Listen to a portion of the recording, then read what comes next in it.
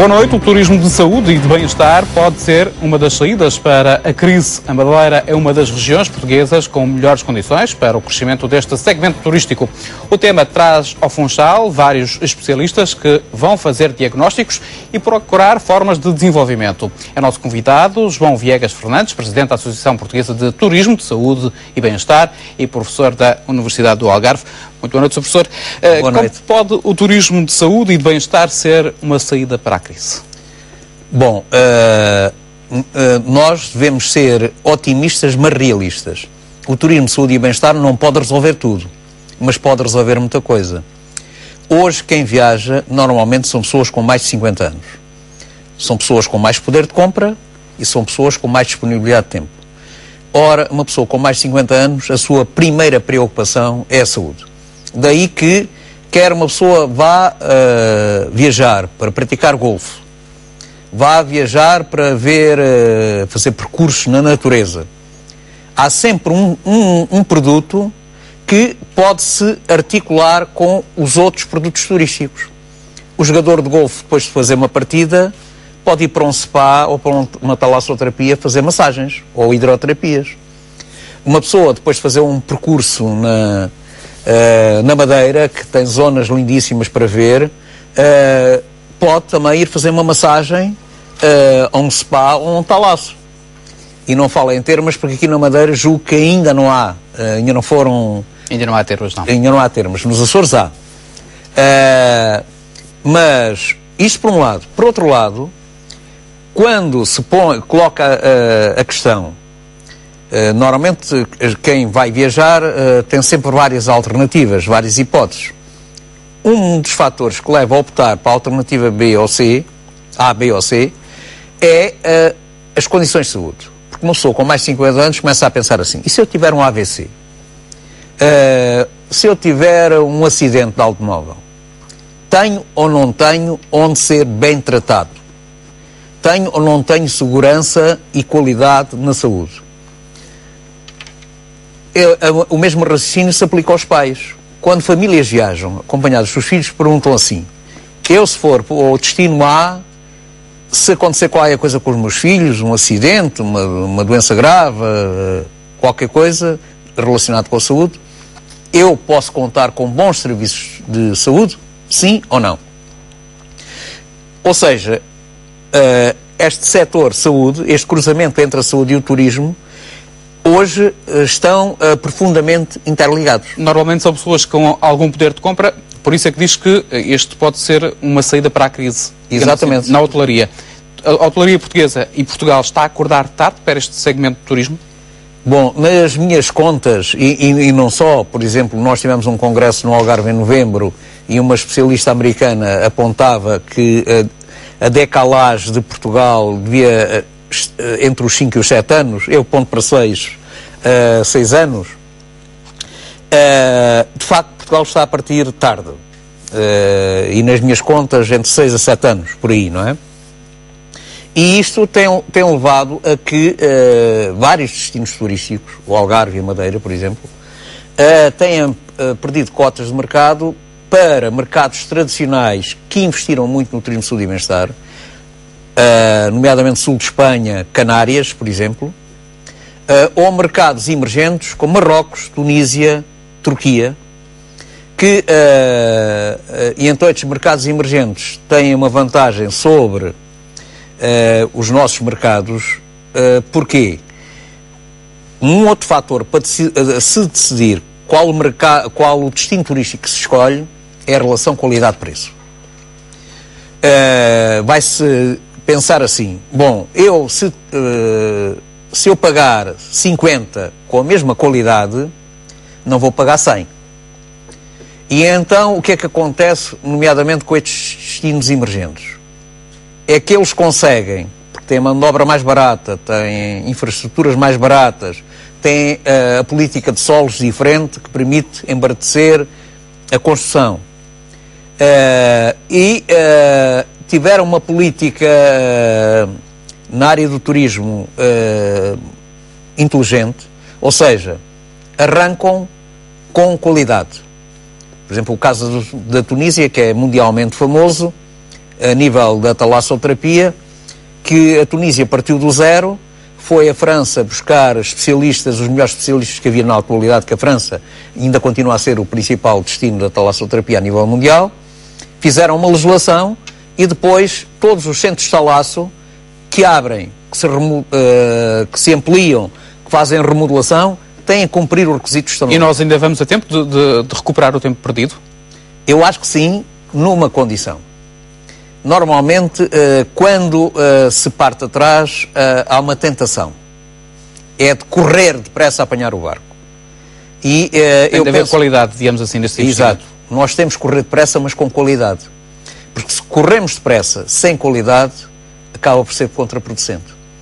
Daí que, neste seminário que começa amanhã aqui na Madeira, a grande ênfase vai ser colocada qualidade e a segurança nos vários produtos do turismo de saúde e bem-estar. Quais são os produtos que Portugal pode apostar? Olha, um deles, que agora está muito em voga, até por causa, não sei se está a par disso, há uma diretiva europeia que qualquer cidadão dentro da Comunidade Europeia pode ir ter tratamento de saúde nos outros países da Comunidade Europeia. Os cuidados de saúde transfronteiriços. E essa norma vai ser implementada durante este ano. Por causa disso, um cidadão da Alemanha pode vir fazer uma intervenção cirúrgica à Madeira ou ao Algarve, ou outro país qualquer. Ou outra e tem com participação pelo sistema de saúde do país de origem, é isso? Exato, exato. De maneira que o turismo médico, que é disso que eu estava a falar agora, por causa dessa norma de cuidados de saúde transfronteiriços, dentro da Comunidade Europeia, vai ser bastante desenvolvido. E, obviamente, que dentro da Comunidade Europeia, há países que têm custos mais baratos e outros mais elevados. Aí, se nós conseguirmos apresentar igual qualidade, por exemplo, em relação aos serviços prestados na Alemanha, certamente vamos receber muitos clientes da Alemanha, ou quem diz da Alemanha diz do Reino Unido. Isto dentro da Comunidade Europeia. A nível fora da Comunidade Europeia,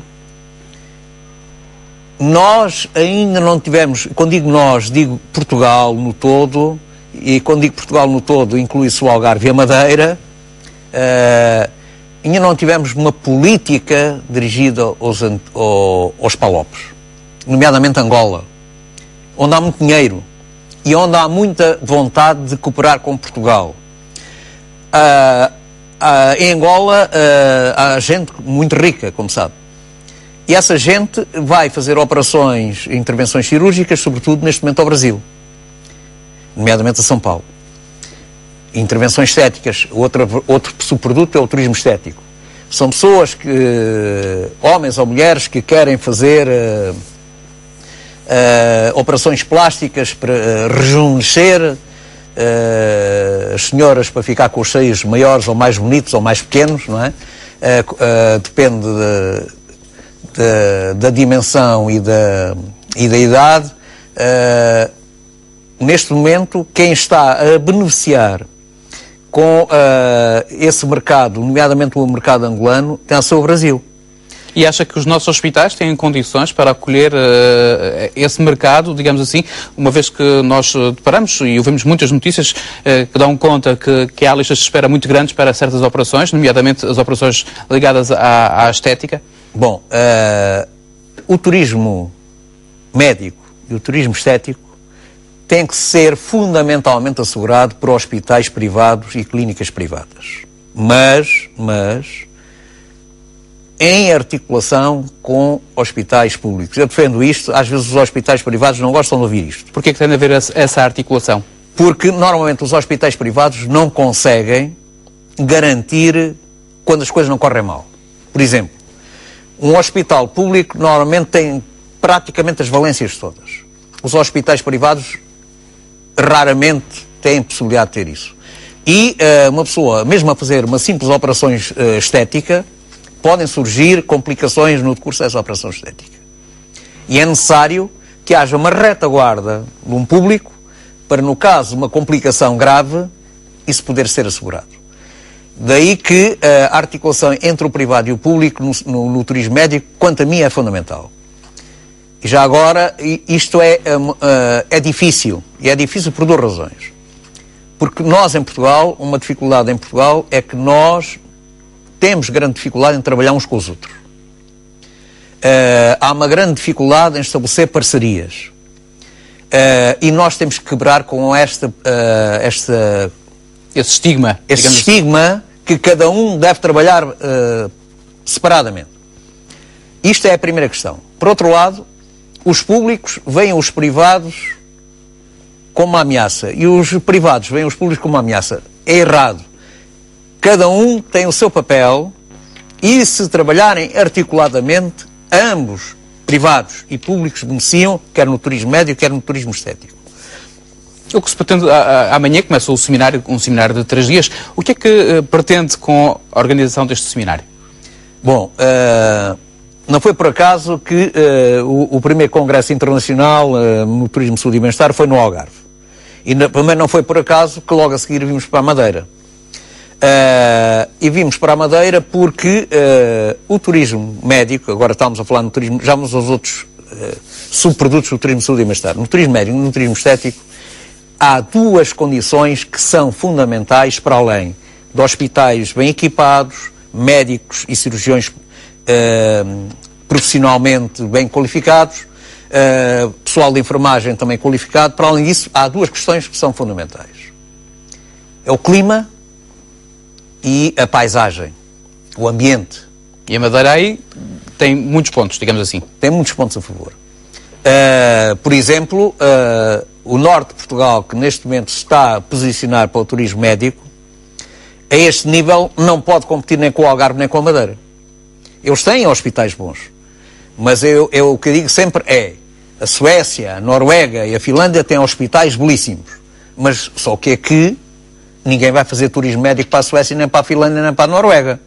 Apesar de haver hospitais belíssimos, com médicos altamente qualificados, com pessoal de enfermagem altamente qualificado, simplesmente o clima não é um clima saudável e o enquadramento paisagístico, ambiental e paisagístico, não é o mais conveniente.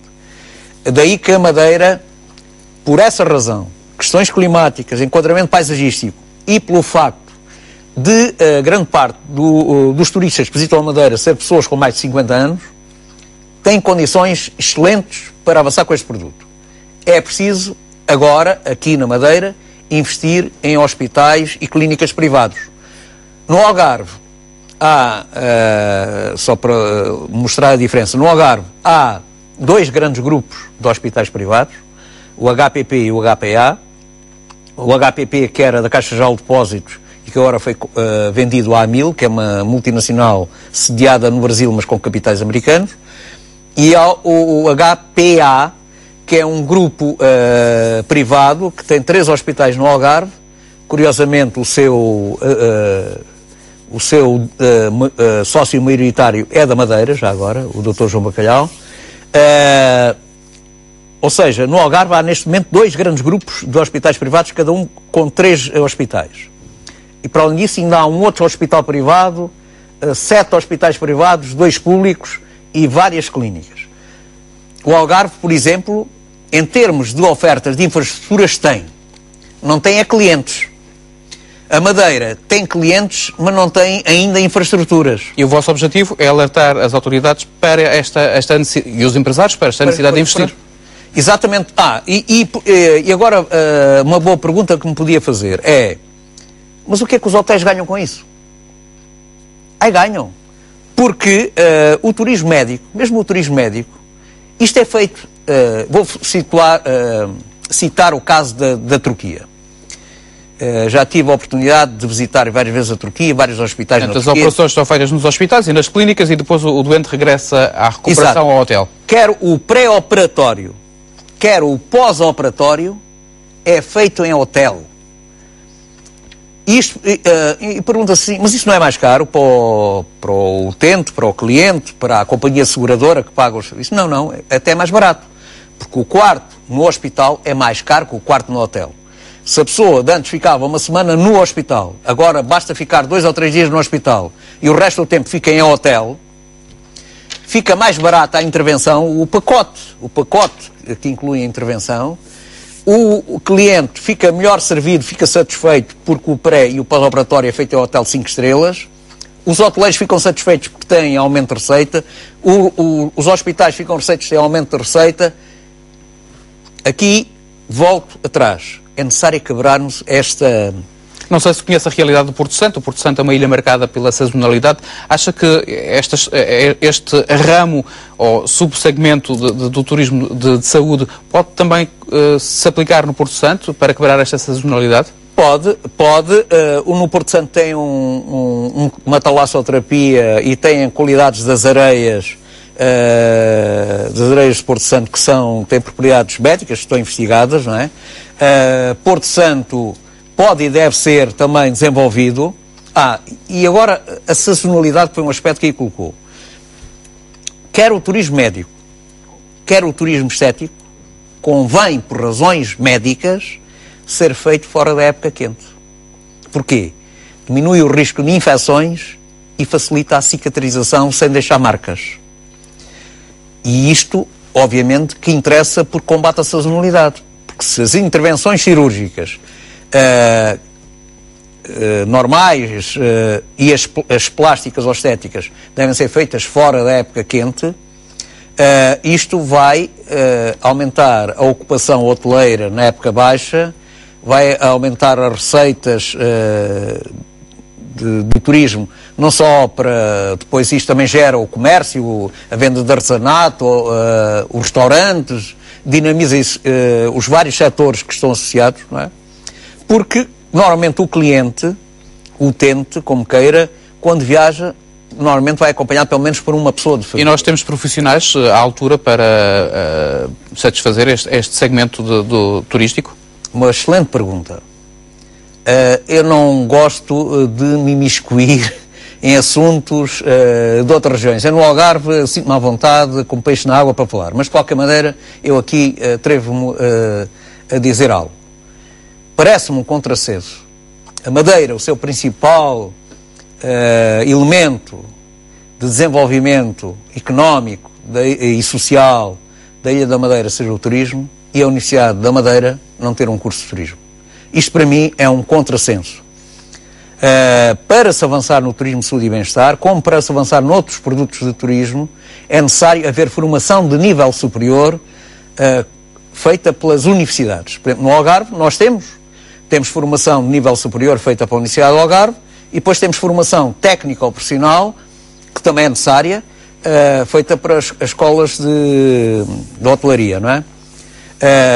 Quer formação superior, quer formação técnica ou profissional, é absolutamente imprescindível.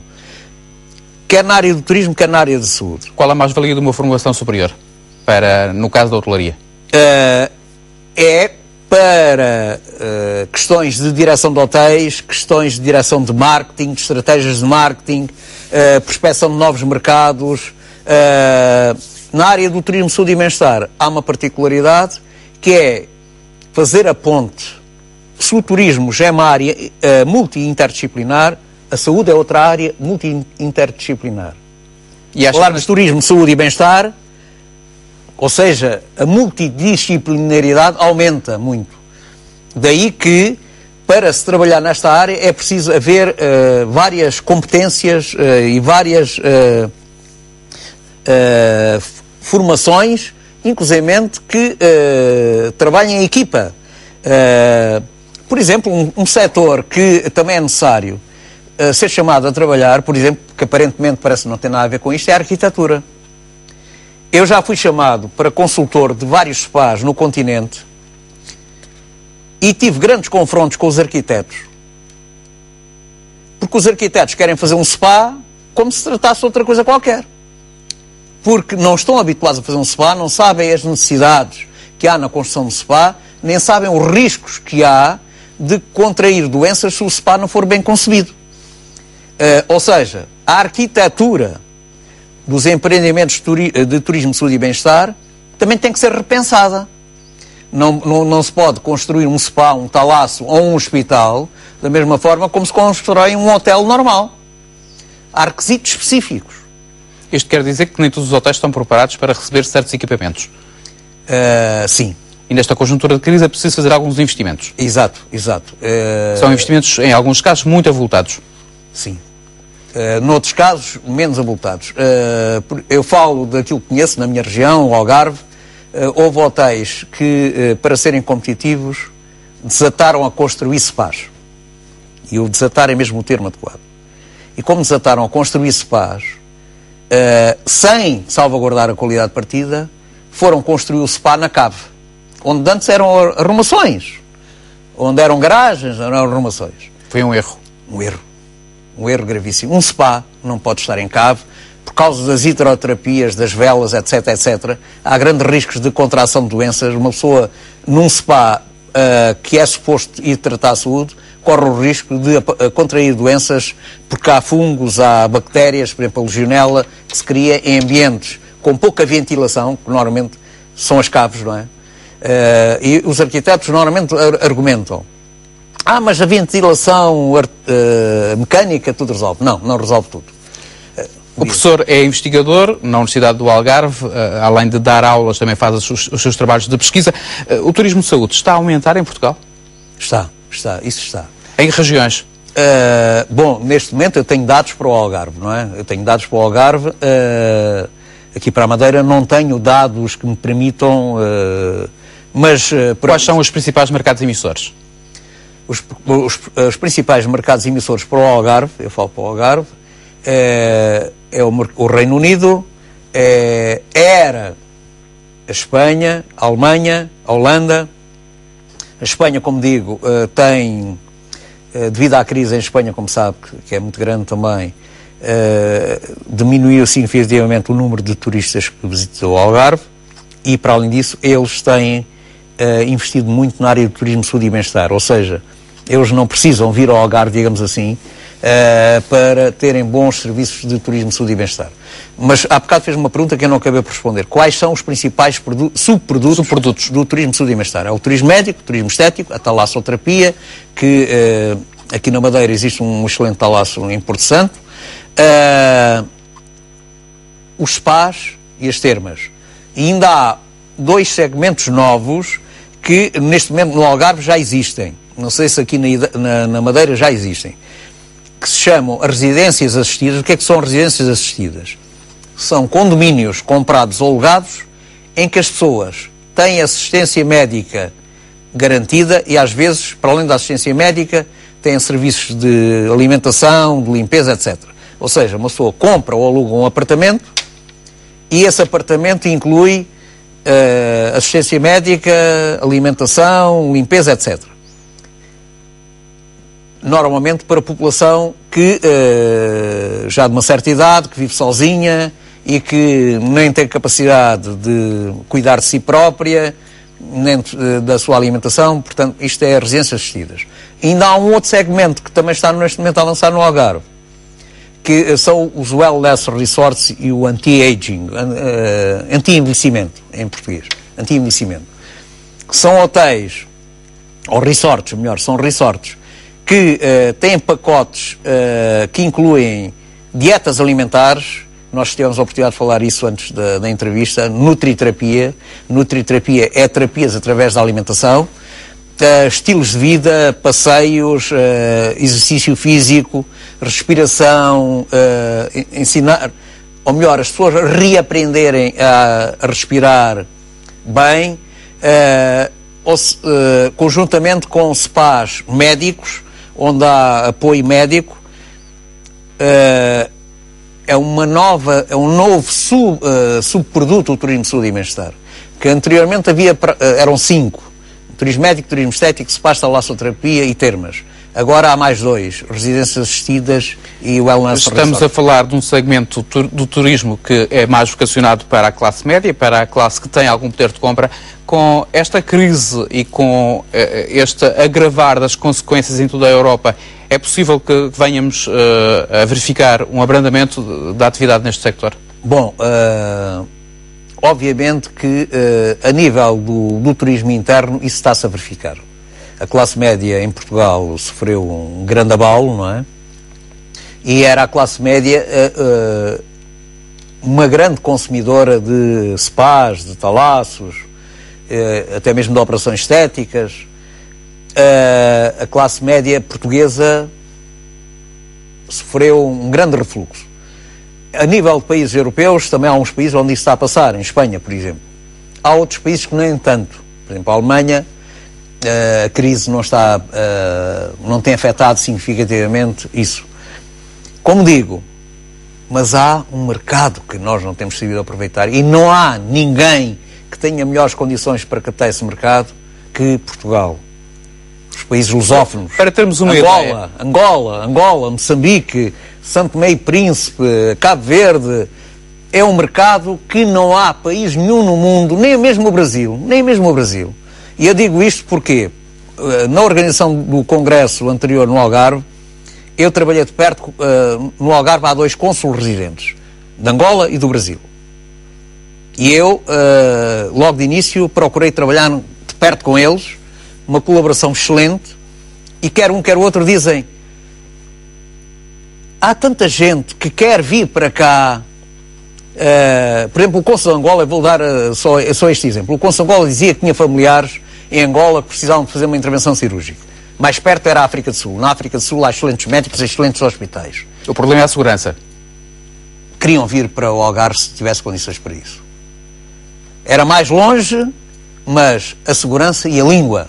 Porque uma pessoa, quando é tratada para a saúde, gosta de poder falar com o médico. Ó, doutor, olha, dói-me aqui, dói-me ali, explicar as angústias, as interrogações, mas e se a operação correr mal, o que é que pode acontecer, o que é que não pode acontecer?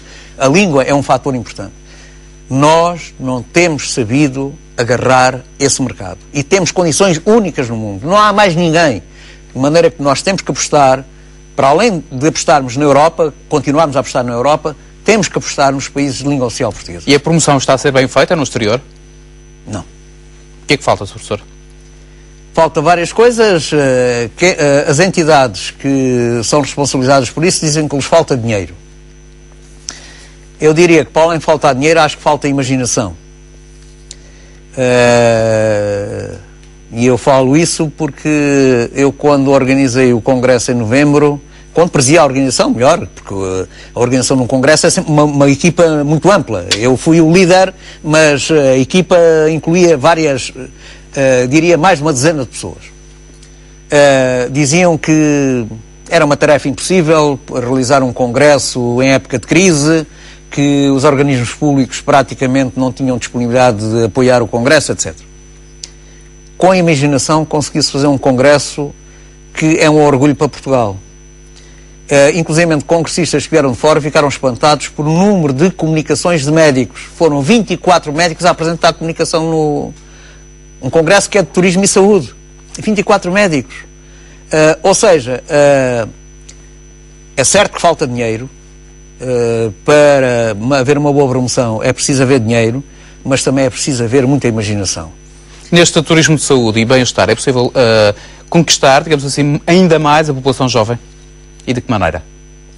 Sim, eu penso que um dos aspectos do turismo de saúde e bem-estar é avançarmos na medicina, no âmbito daquilo que se chama a medicina preventiva e preditiva, que é tentar criar condições para se adiar a doença ou se minorar os efeitos da doença uns anos mais tarde, não é?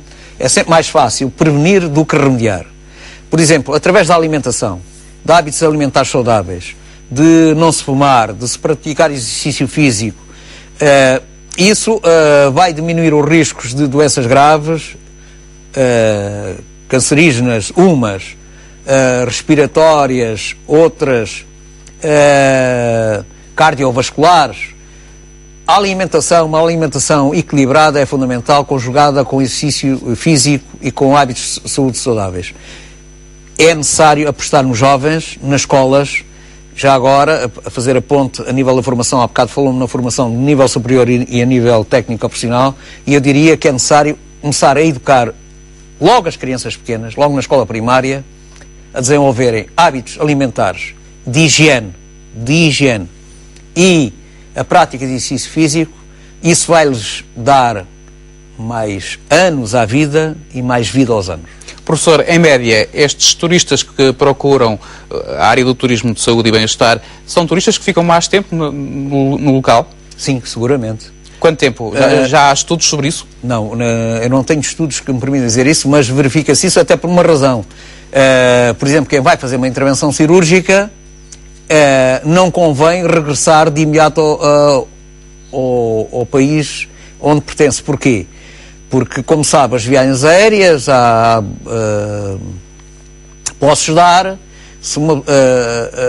os pontos não estão consolidados, uma pessoa quando cai, o avião cai, não posso dar. Pode ter consequências de saúde. Pode ter consequências de saúde, por exemplo, rebentarem os pontos.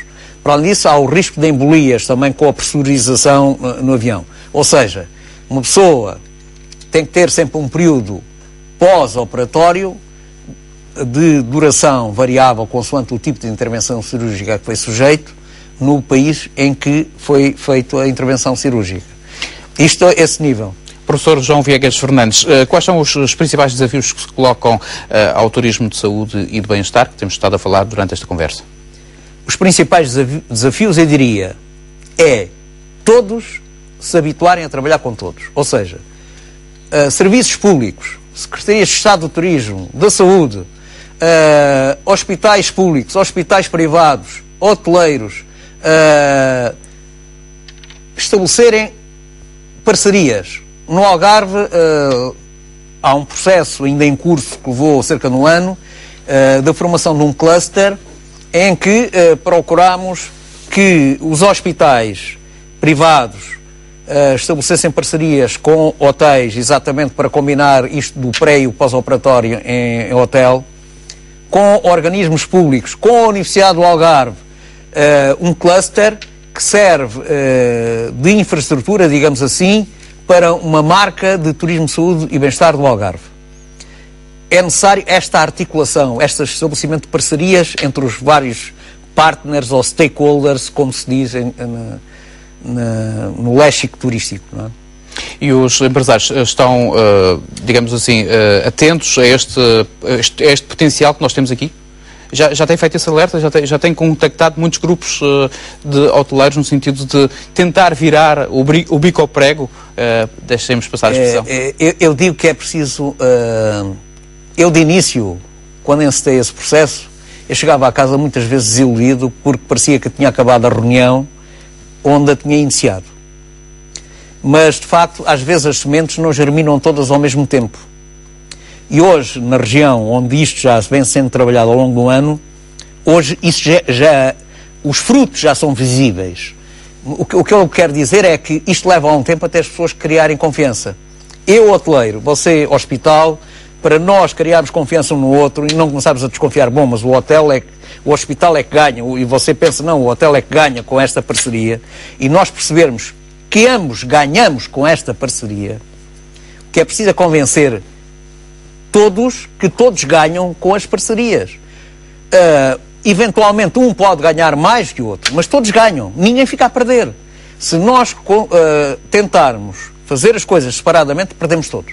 E é esse trabalho que vai fazer aqui na Madeira também? Vai tentar convencer os empresários? Vou tentar, eu e as outras pessoas que vão estar cá, porque isto nunca é uma pessoa só a fazer as coisas, não pode ser, não é? Isto é uma tarefa para vários, vêm cá vários médicos, vêm vários especialistas em turismo do continente, vem um especialista de turismo, saúde e bem-estar das Canárias e participam vários especialistas aqui da Ilha da Madeira, na área do turismo médico, dos spas e da talassoterapia também. Já falaram com o Governo no sentido de sensibilizar também de alertar para esta parceria entre as clínicas e também os hospitais públicos, no caso de já tem sido garantir feito essa com segurança alguns que é necessária? serviços governamentais, ou ao mais alto nível. Espero amanhã ter a oportunidade de dizer isso ao Sr. Presidente do Governo da Madeira.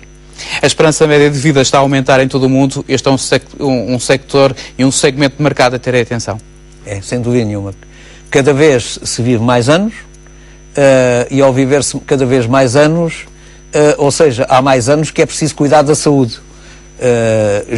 Agora, a nível curativo, como digo, era vantajoso simultaneamente também, é verdade, para a saúde preventiva. E isso devia ser iniciado logo nas escolas. Uma alimentação saudável, hábitos de higiene, hábitos de estilos de vida saudáveis, não é? Numa altura de crise, que conselhos deixava aos hoteleiros e também aos governantes? Aprendam a trabalhar em parceria. e ponham as políticas partidárias e os interesses pessoais condicionados ao interesse coletivo do país e da região. Professor João Viegas Fernandes, muito obrigado por ter vindo à RTP Madeira. Nós colocamos um ponto final neste programa em entrevista, assim especial. Desejo uma boa noite.